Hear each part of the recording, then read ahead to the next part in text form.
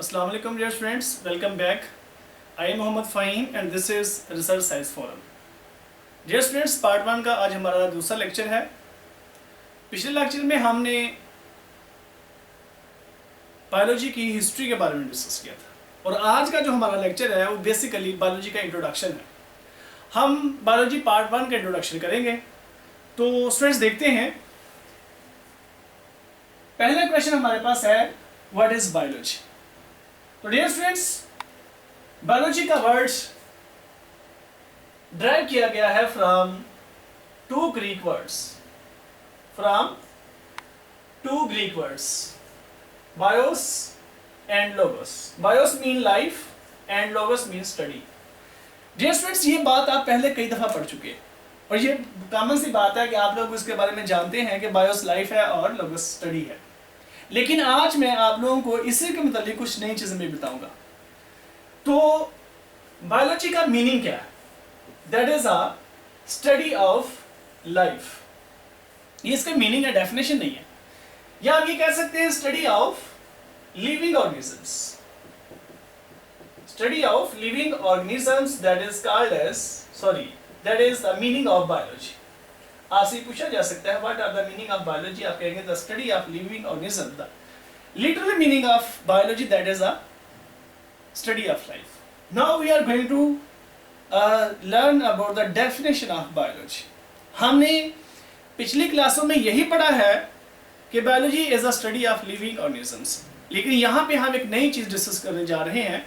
That is a biology is the study of living things. No doubt living things के बारे में तो ये है ही, but it is also deals with the all non living things which affect to living things.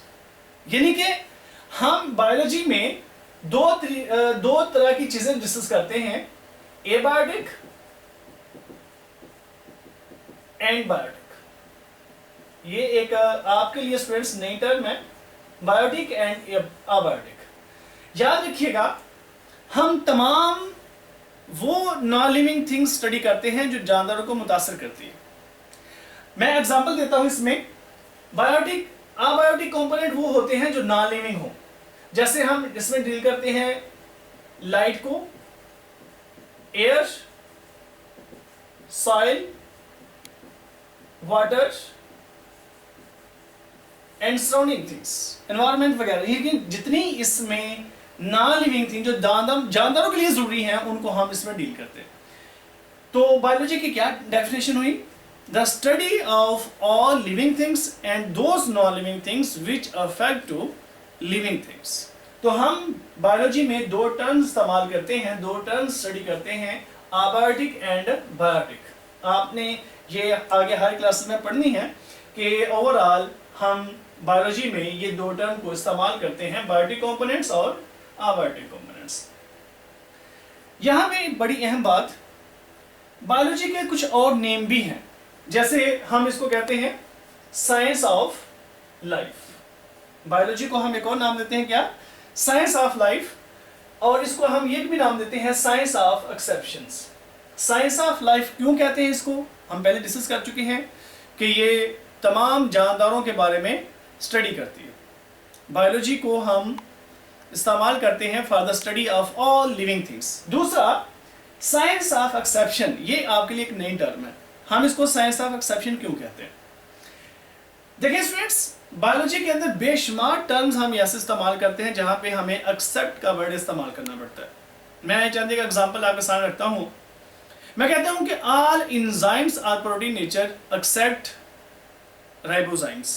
फिर इसी तरह से मैं कहता हूं कि all flat worms they are parasites. फिर आगे आ जाएगा एक्सेप्ट, जैसे planaria. All reptiles have 3 chamber heart except crocodile. इस तरह से और भी बेशुमार ऐसे एग्जाम्पल हैं जिसमें एक्सेप्ट का वर्ड हम इस्तेमाल करते हैं। इस वजह से हम यहां पे कहते हैं इसको science of exception. All birds fly in air except running birds. तो इस तरह से हम बेशुमार इसके एग्जाम्पल कोड कर सकते हैं। इस वजह से हम बायोलॉजी को क्या कहते हैं? Science of exception.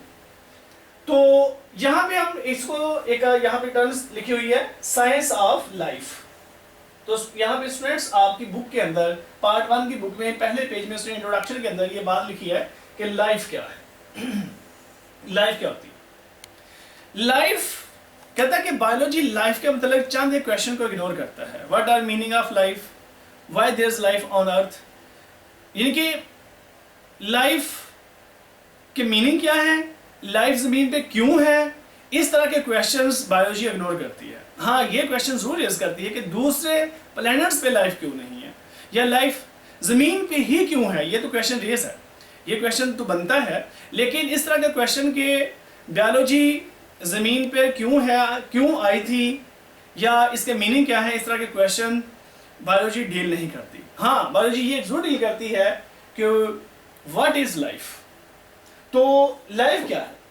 Life is a set of characteristics. ये एक आप कह सकते हैं कि सिंपल लाइफ की डेफिनेशन है, यानी कि लाइफ एक सिंगल वर्ड में डिफाइन नहीं हो सकती अकॉर्डिंग टू अ बायोलॉजिस्ट। तो लाइफ क्या है? That is a set of characteristics.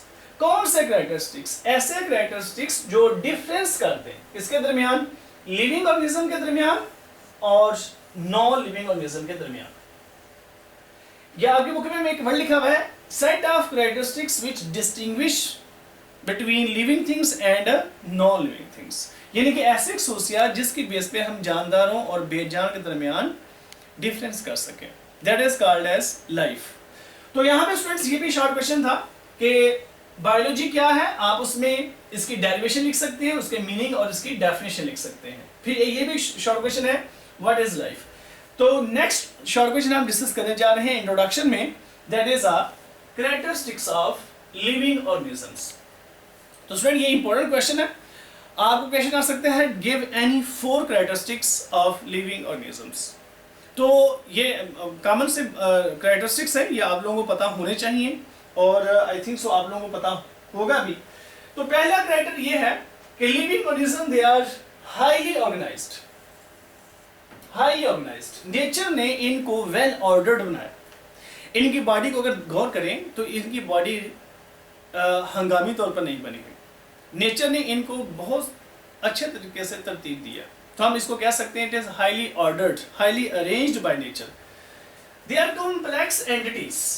Complex entities, entity कहते हैं you can say that things they are not easy to understand. जैसे ऊपर लिखा हुआ है हाईली ऑर्गेनाइज्ड, तो ये क्या है, ये इतनी आसान नहीं है। चाहे आप एक यूनिसेलुलर ऑर्गेनिज्म ले लें तो नेचर ने उसको भी बेशुमार केमिकल कंपाउंड्स, बेशुमार ऑर्गेनेली से ऑर्गेनाइज किया हुआ। तो living organism they are composed by 1 और मोर सेल्स। इसी बेस पे हम जानदारों को क्या कहते हैं, दे आर यूनिसेलुलर और multicellular. They can reproduce in nature. जानदारों के अंदर ये एबिलिटी होती है कि वो अपने जैसे जानदार पैदा कर सकते हैं, यानी कि एक जानदार अपने जैसा नया जानदार पैदा करके अपनी स्पीशीज को, अपनी पॉपुलेशन को मेंटेन रखता है। फिर living organism have ability to respond the changes that occurring in the environment. अब जानदार क्या करते हैं, एनवायरनमेंट के अंदर जितनी भी तब्दीलियां हो रही हैं उनको रिस्पॉन्स देते हैं, चाहे वो एनवायरनमेंट बॉडी के अंदर है, चाहे बॉडी से बाहर है, चाहे वो आप कह सकते हैं कि टेम्परेचर का रिस्पॉन्स है, ह्यूमिडिटी का है, एयर का है, जैसा भी मतलब चेंज है, जानदार उसको रिस्पॉन्स देते हैं। तो ये जानदार की एक कह सकते हैं एक खसूसियत है कि वो एनवायरनमेंट में होने वाली तब्दीलियों को रिस्पॉन्स देते हैं। Living organism have ability to maintain their internal conditions. जानदार अपनी इंटरनल कंडीशन को मेंटेन करते हैं, इसको कहते हैं होमियोस्टेसिस, यानी कि अपनी बॉडी में होने वाली जितनी भी चेंजेस हैं उनको वो मेंटेन कर सकते हैं। अपनी बॉडी के अंदर केमिकल कॉम्पोजिशन को, आप कह सकते हैं कि वाटर कंटेंट्स को, न्यूट्रिएंट्स को, नाइट्रोजनियस वेस्ट को, इनको अपनी बॉडी में आप एक हद तक रखते हैं, लिमिट तक रखते हैं। अगर उससे कम या ज़्यादा होंगे तो जानदार के लिए खतरा होता है। इस वजह से जानदार की ये एक क्वालिटी है, एबिलिटी है कि वो अपने इंटरनल एनवायरनमेंट को मेंटेन रखते हैं। इसी में आप एक एग्जांपल दे सकते हैं थर्मोरेगुलेशन की। Living organisms have ability to maintain their internal body temperature.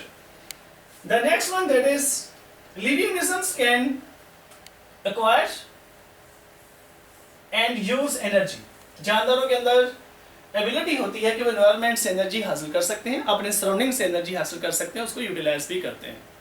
मसलन प्लांट हैं, they can get energy from sun, solar energy को वो लेते हैं और केमिकल एनर्जी में कन्वर्ट करते हैं। इस तरह से बाकी एनिमल हैं, वो एनर्जी कहाँ से लेते हैं? हम प्लांट से एनर्जी लेते हैं। एनिमल्स क्या लेते हैं? एनर्जी डायरेक्ट सन से जज़ब तो नहीं कर सकते, लेकिन उसके लिए भी एनर्जी का सोर्स सराउंडिंग में मौजूद है। They can contain genetic program, हर जानदार की बॉडी के अंदर जेनेटिक प्रोग्राम है, जेनेटिक मटेरियल है, in the form of chromosomes, in the form of gene, जो कि उसकी खसूसियात को कंट्रोल करता है। और इसी बेस पे हम कहते हैं कि कैरेक्टरिस्टिक्स जनरेशन आफ्टर जनरेशन जानदारों के अंदर ट्रांसफर होते हैं। The next is that is living organism can grow in size. जानदार अपनी बॉडी में ग्रोथ रखते हैं। ये एक आप याद रखिएगा स्टूडेंट्स, जानदारों के अंदर ये एबिलिटी है कि वो साइज में ग्रो कर सकते हैं। इनके अंदर ये एबिलिटी है कि वो साइज में ग्रो कर सकते हैं। जैसे जैसे टाइम गुजरता है उनकी बॉडी में ग्रोथ नजर आती है। तो ये चंद एक स्टूडेंट्स कैरेक्टरिस्टिक्स थे लिविंग ऑर्गेनिज्म के। तो मैंने आज आपके सामने 3 शॉर्ट क्वेश्चन डिस्कस किए हैं और इंट्रोडक्शन भी पेश किया, यानी कि इस लेक्चर का बेसिक मकसद बायोलॉजी को इंट्रोड्यूस करवाना था, पार्ट 1 को। और यहाँ पे 3 शॉर्ट क्वेश्चन भी मैंने आपके सामने क्लियर किए हैं कि व्हाट इज बायोलॉजी, इसमें आपने इसके मीनिंग, इसकी डेरिवेशन, मीनिंग और इसकी डेफिनेशन लिखेंगे। फिर अदर्स नेम भी आप इसमें मेंशन कर सकते हैं कि इसको हम साइंस ऑफ लाइफ कहते हैं, साइंस ऑफ एक्सेप्शंस कहते हैं। तो लाइफ क्या है, मैंने आपके सामने बताया है कि ये खसूसियत का मजमूआ है जिसकी वजह से हम लिविंग और नॉन लिविंग के दरमियान फर्क करते हैं। फिर मैंने आपको बताया कि लिविंग ऑर्गेनिज्म के कौन कौन से कैरेक्टर हो सकते हैं, जिनमें ये हो या मैक्सिमम जिनमें ये पाए जाए उनमें लाइफ मौजूद होगी, अदर्स में लाइफ नहीं होगी। तो dear students, knowledge of biology का वो बहुत ज़्यादा है। Volume and volumes of books available on the subject biology.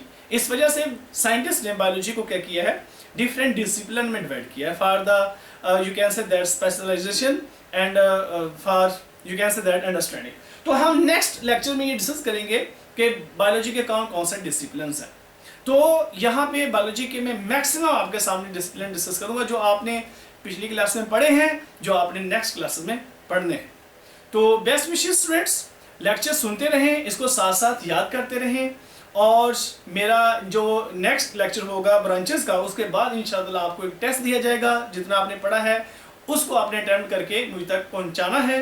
अल्लाह हाफिज़, थैंक यू वेरी मच।